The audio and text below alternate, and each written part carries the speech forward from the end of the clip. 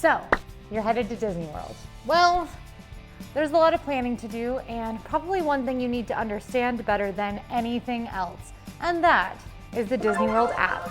The My Disney Experience app will be either your best friend or your biggest headache. This video is to help make sure it's the first thing. Today, I'm going to show you exactly how to use the My Disney Experience app step by step. The homepage is the first screen you see when you open up the app, and it is packed with lots of info, tips, and personalized updates about your plans during your trip.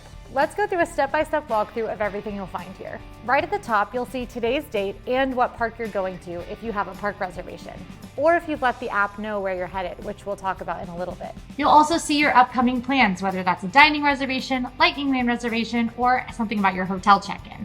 And you'll see a link to view your full day itinerary with wait times and shows. Now, just a heads up, sometimes this homepage doesn't automatically update, and this can be true across the app. At any time, if you want to make sure what you're looking at is as up to date as possible, swipe down to refresh, and then you'll be able to see the screen with all the fresh stuff. Next up, you'll see your park reservations and park tickets. This will show you what parks you're reserved for if you need a park reservation, which you only need if you are not using a date-based ticket. If you need to make or change a reservation, you can quickly tap this button as well. You can also view park hours, opening and closing times for every park, including details on extra hours for hotel guests with early entry or extended evening hours. When a seasonal festival or holiday event is happening, you'll also see a festival or event guide. This is my favorite use of the homepage, is finding this when a festival or event is going on, because this is where you'll find everything that's happening during the festival. You can see a link to the official guide, menus, entertainment schedules and maps, and tips about what's new this year. Continuing on, you'll find the Disney PhotoPass section. The app is also where you can access your pictures. Whether or not you plan to purchase your pictures, you can view previews of them in the My Disney Experience app. This spot will show you your photo gallery, which will show you the previews of those photos. It will give you the option to purchase Memory Maker, which, if you want to know if that's worth it, we do have a full video breaking it down on the channel about what you get when you purchase Disney's photo package. You'll also get tips for keeping an eye out for PhotoPass photographers in the park, and if you have access to them, for instance, if you purchase Lightning Lane, you might have some in-app little magic lenses that you can use. Now we have some sections that you may or may not see depending on your ticket type. If you are a pass holder, you will have the Passholder Buzz section. This is where you'll find out about annual pass holder perks like special deals or giveaways like magnets in the parks. And it will give you reminders for your renewal and blackout dates.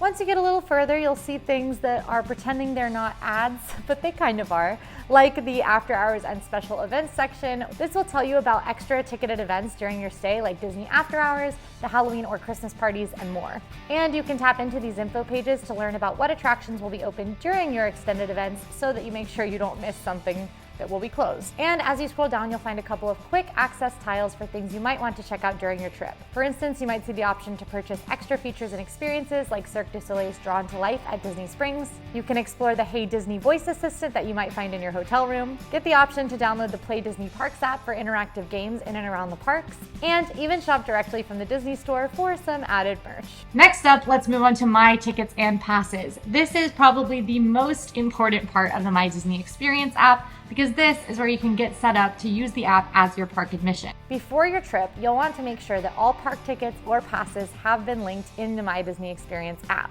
as well as your hotel reservation. If you purchased your tickets while logged in on the Disney website and already have the My Disney Experience app, your tickets should automatically populate.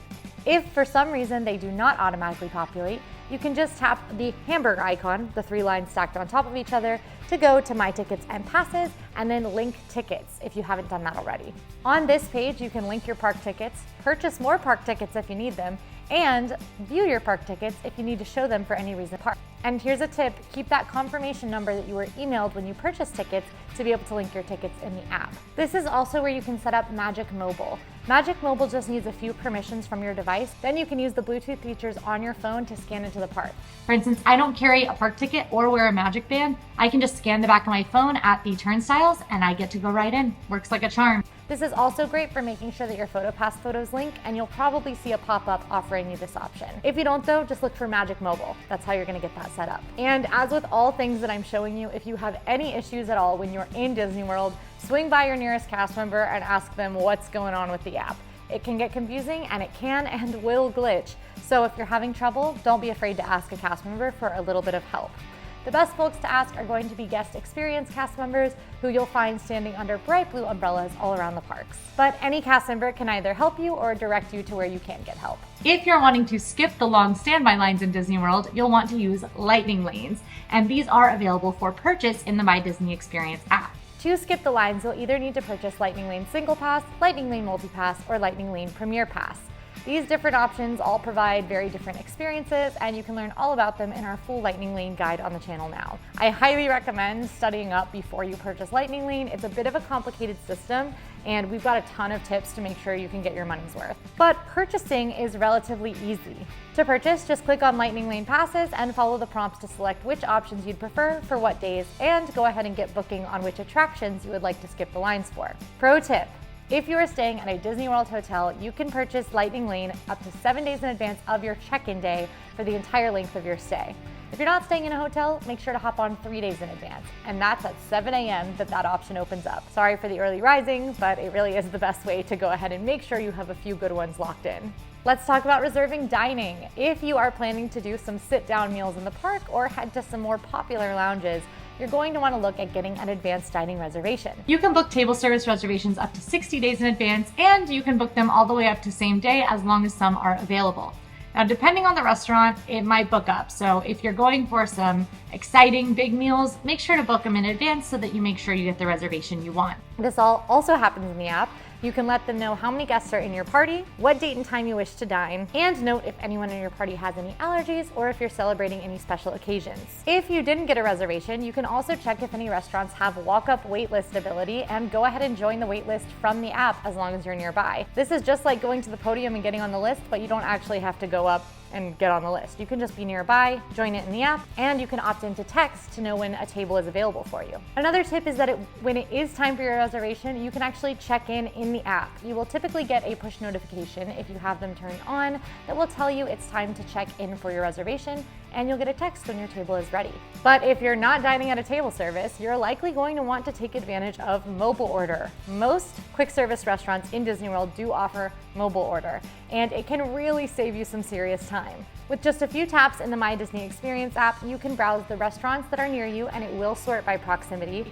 Check out their menus and start a mobile order by selecting a window of time that you like to make your order and by choosing a pickup time that works for your schedule. You can do this in advance, or you can do it right when you're ready to eat. In most instances, there will be a time available for right when you want to eat. The only exception are super popular spots on busier days. The app does allow you to customize your meal just how you like it and pay right there and then in the app with your linked payment method. Once you arrive at the restaurant, you tap "I'm here, prepare my order," and the kitchen will make your food fresh once they know you've arrived.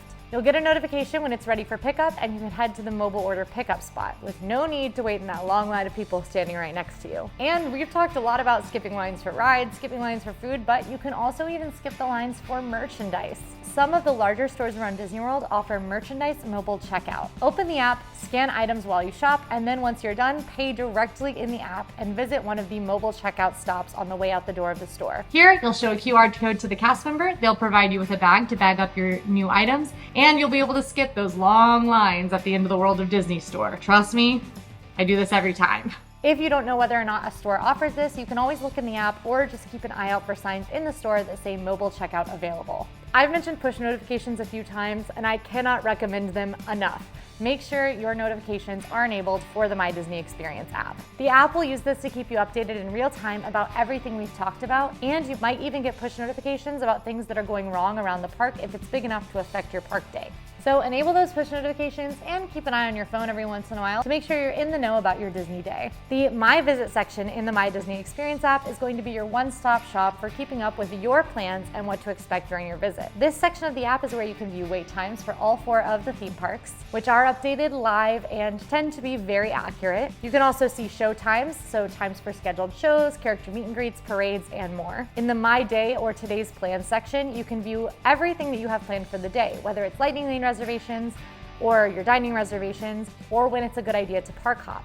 You can set up My Genie Day as well to tell the app what you'd like to experience so that it can add it to your plans for you, and you can use that as guidelines. Although it's not always the best daily plan when you let it auto-generate one, it can be a good jumping off place.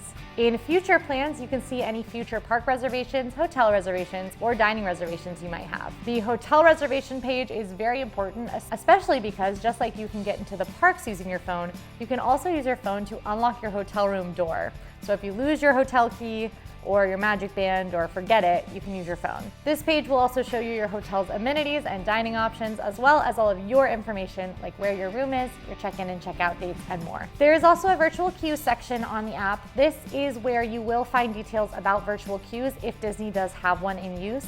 Now currently, Disney does not have any virtual queue in use around the parks at the time of filming, but they can always pop up when a popular ride debuts. So this might be needed, and that's why it's still in the app. All right, let's talk search. If you are looking for a ride, restaurant, show, stop, first aid, water bottle refills, places to swap fuel rods if you have those swappable chargers, anything, you can search it in the My Disney Experience app. It's the fastest way to find exactly what you need without scrolling a map or digging through a bunch of different links. To use it, just tap the magnifying glass icon at the bottom of the app or use the search bar at the top of the homepage. You can search anything. You can search attractions, restaurants, characters, mobile order locations, restrooms, entertainment, shops and merchandise, first aid, baby care centers, guest relations, hotels and resort amenities, even keywords like Princess Dining or Star Wars, and it will give you the location with options to get directions, current wait times or availability, and the ability to make reservations for these things. And also a lot of information like height requirements and accessibility. It's a really helpful part of the app. Another super helpful part of the app is the map. Now, Disney World does have paper maps, but you also have these interactive maps that you can access in the My Disney Experience app. And it's more than just a map, because the one in the app has real-time updates, like what rides are open or closed. Once you find what you're looking for in the app or filter the app by dining or attractions, you can also open a list, which can be a little easier to sort through. But here you can find attractions with live wait times, filter by thrill level, age, or lightning lane eligibility. Tap to see ride descriptions, height requirements, and lightning lane status. You can, with dining, find quick service, table service, and snack stands, view the menus, get to mobile order. For entertainment, you can see nearby shows, parades, character meet and greets with show times and location info. You can access certain facilities, which is especially helpful if you've got kiddos, and you can see transportation stops. Now, there's a lot in this app. It is very dense. So let's talk about the shortcut. Located right in the dead center of that bar at the bottom is a shortcut that looks like a little plus sign. This will take you to those most important planning features in the app, much easier than actually navigating to them. When you tap it, you can get to the checking dining availability section to see like actual live reservation ability as well as the walk-up wait lists. You can mobile order food right from this plus. You can get straight to the merchandise mobile checkout. You can shop Memory Maker for those photos. You can buy tickets and passes, make or modify park reservations, and view your Genie Day and your tip board, all right from this shortcut. And that is the My Disney Experience app. I know it is super dense and it does a whole lot, but in most instances, it works pretty darn well. A couple of tips for if you have any troubleshooting issues. Feel free to completely close the app and reopen it. In a lot of instances, this will fix whatever weirdness it's doing. And remember to make sure your app is updated ahead of your trip. If Disney World releases an update to the app, you're going to want to make sure you have it before it is critical and you're trying to get a lightning lane that you really want and the app needs an update. It truly is a tool that you can use as much or as little as you like, but I do recommend familiarizing yourself with the app prior to your trip so you know what's available. And actually, now that I think about it, if you're this far in this video, you've done that. So good job. If you made it this far, please like this video. It helps us out a lot, and drop this secret code in the comments so that I know you made it all the way. And don't forget to subscribe. We spend all week uploading tips, games, challenges, and more from Disney World and beyond, because we're serious about fun here. Thanks for watching, guys. See you next time.